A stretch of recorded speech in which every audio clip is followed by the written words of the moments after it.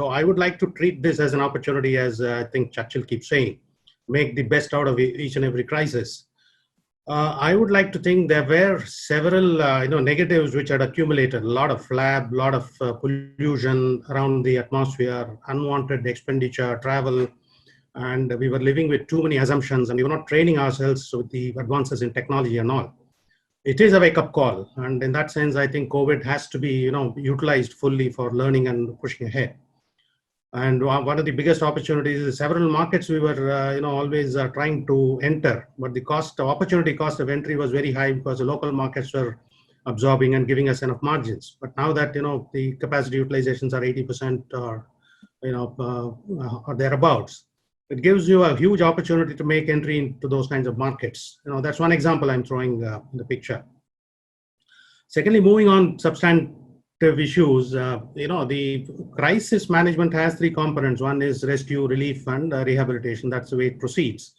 But in all crises, the end point as well as the beginning point is clearly defined. Like earthquake lasts for maybe about 15 seconds, 20 seconds or something, or the tsunami maybe about an hour. So you know what is the end point and you can move ahead. But COVID is different in that sense. You don't know where the end point is.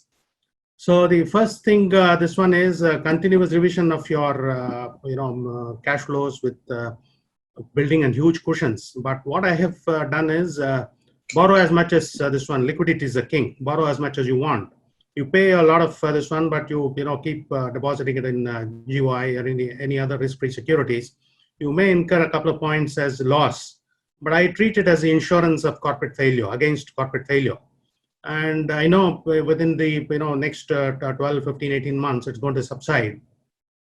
And I can always recoup by paying back all other liabilities which have residual maturity, which are at higher rates of interest. Or if not, I can even look primarily at insurance against corporate failure. And regarding, the one way to tackle this is you have huge establishment costs, but luckily, the various things automatically kick in, like direct taxes you have to pay much less, variable pay component have to pay much less, advertising you don't do much, and much of the sales incentives also roll back. On top of it, the travel and office costs, etc., also are roll back. These are fantastic learnings for the future as we go along and go forward.